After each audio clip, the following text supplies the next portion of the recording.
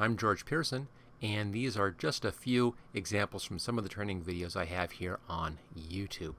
Now, when you're working with the training, following along the training, if you want to get the materials I used in the training, just go to the description down below and click on the link that's at the top of the description, and this will take you to a page where you can download the materials. Please subscribe, click the like button, and of course always share on Facebook, Twitter, or wherever. I really appreciate that. Okay, let's go ahead and get started with the video. In this video, I'm going to be showing you how to do what's called frequency separation. Now, this is a trick which is done over in Photoshop all the time for working with portraits and doing a real nice, very careful editing on those portraits to improve the portraits. It's a little bit trickier over here in Photoshop Elements because Photoshop has a tool that does this beautifully. Elements doesn't. You have to go through a couple more steps to make this work. Now, this isn't my technique. I found this on the internet.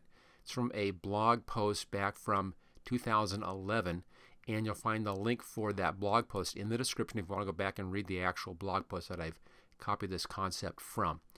Okay, let's go ahead and see what we're talking about now.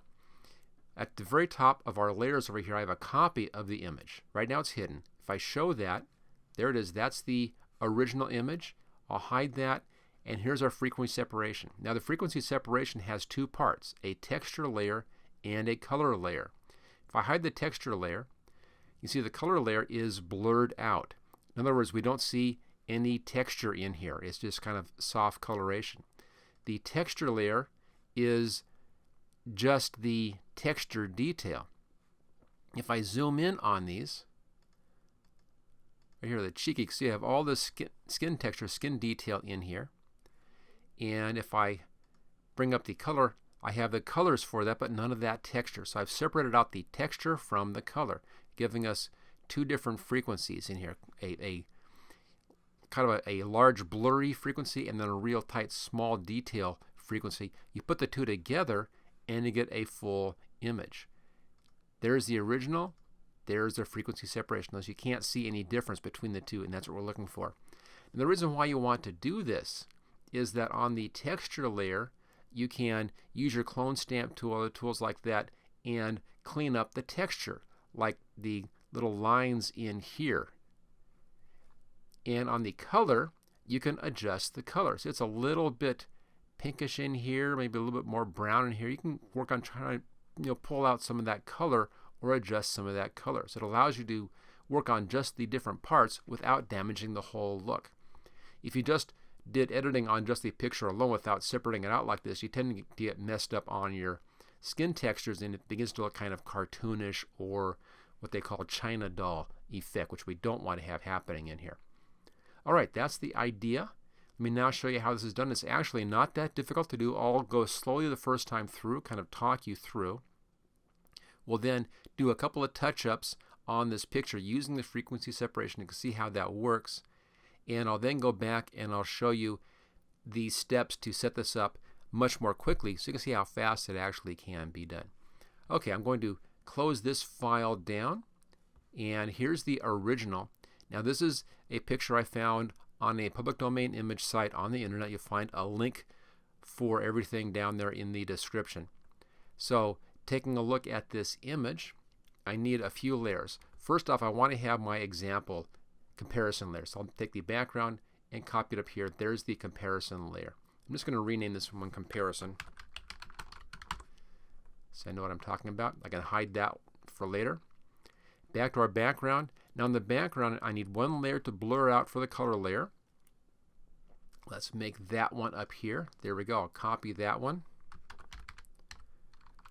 and name that one color. That'll be our color layer.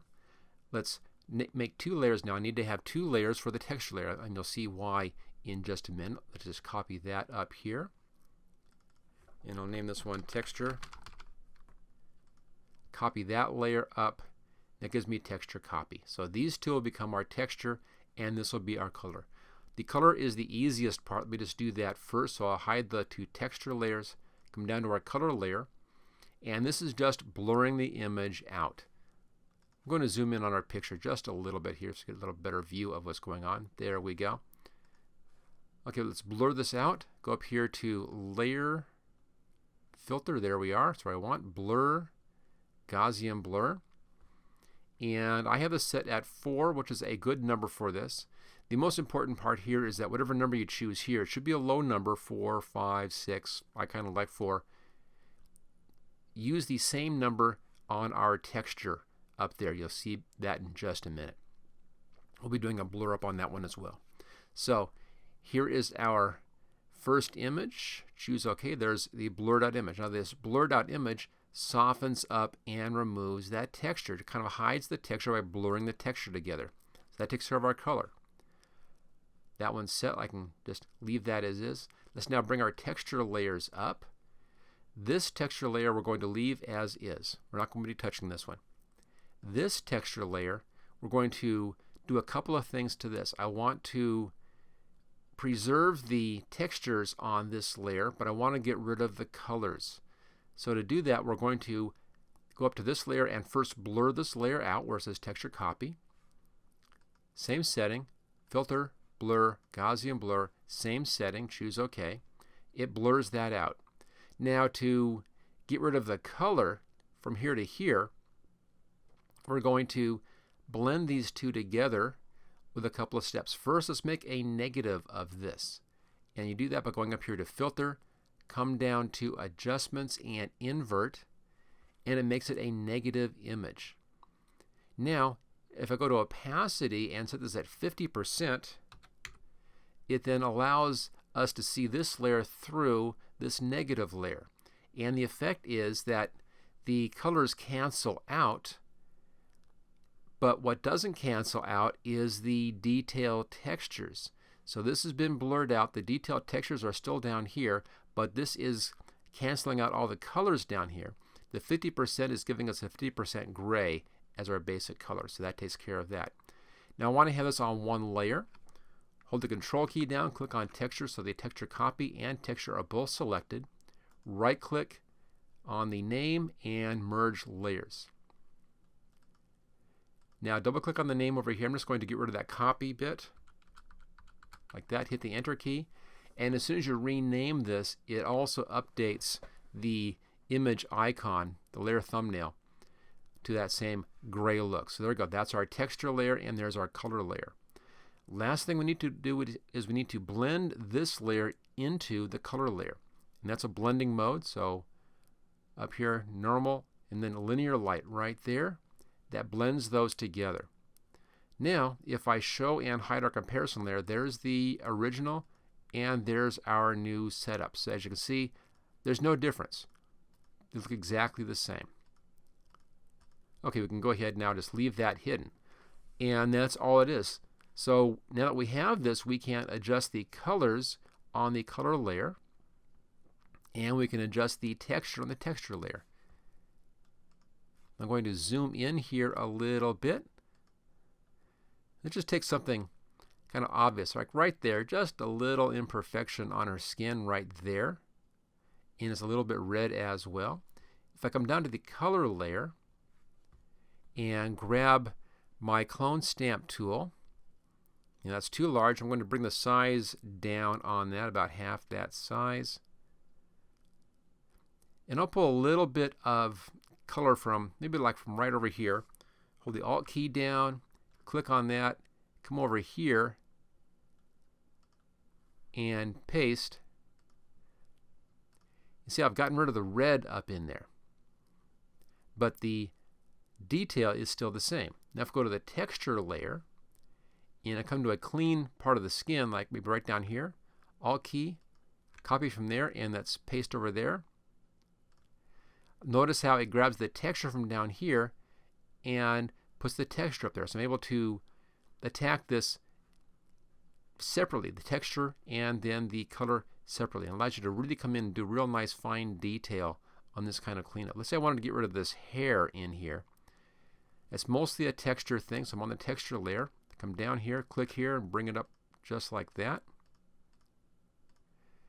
You notice how that just goes away real nicely, but I'm not losing any of my texture. I'm actually retaining my texture, and the color looks good because the color hasn't changed in that area. I'm just changing and removing that little bit of detail. See how useful this technique is. Let's do the same thing down here. I'll copy a little bit of this on the texture layer, and I'm going to paint or paste that texture over that hair, and it retains the coloration because that's on the fader.color layer, but the hair detail has been removed. So great way for doing this kind of photo touch-up. And over here, it's a little bit gray right in there, and a little bit right down here. If I want to change the color without hurting the texture, I'll do that on the color layer. So color layer, still in the same clone stamp tool. I'm going to copy from in here, Alt. I'll click right there, and let me just bring that up here a little bit. And notice how I brought that color up into that area, but I haven't changed the texture on that area. Do the same thing for right down. And here I'm going to copy just from over here and come in just a little bit like that. If you want it to be softer, simply make your brush size a little bit larger. The larger the brush size, the softer that's going to look. There we go. So that's the idea behind frequency separation, is it allows you to do really fine-tune adjustments in here on your image, on the skin on your image, and attack it either as texture or as color. For instance, right here, a little bit of a dark spot right there. I'm on the color layer. I'll copy from here. I'll paste that color into there. There we go. The texture remains the same, but the color has been shifted. Great technique for doing retouch on portraits. Let's just do a couple things now. I'll set this back to fit on screen. There it is. Notice how we've gotten rid of the hairs that are right in there very nicely. You can't even see that. And now I'll just undo everything, and then let's quickly do these two layers, this layer tricks, and see how fast this actually can be done. I'm not going to rush it, but I'm not going to take a real long time either. So edit, revert, back to our original right there. Okay, you don't really need to have that comparison layer, so what I need is to have 3 layers. Background layer 1. This will be the color layer. Copy that again. This will be the texture layer. Copy that again, and that's our texture copy. Hide those 2 layers. Come to the color layer. Blur this one out. So filter, blur, Gaussian blur. Set it at 4 and choose OK. Bring these back up again. Go to the texture copy. Blur this one out. You can just hit filter and Gaussian blur. It'll repeat that setting. There's our blur. Make this a negative. Filter, invert. There's the negative. Set it at 50%. There's that high pass look. Combine the 2 texture layers. Hold your control key down. Combine your 2 texture layers. Right click. Merge layers. And you can then just rename and get rid of that copy in there. And at some point when you're doing that, the icon here will update to match the image. And then blend this in. Linear light. And there you go. So it's that fast to set it up. It doesn't really take very long at all. Maybe a minute to set that up.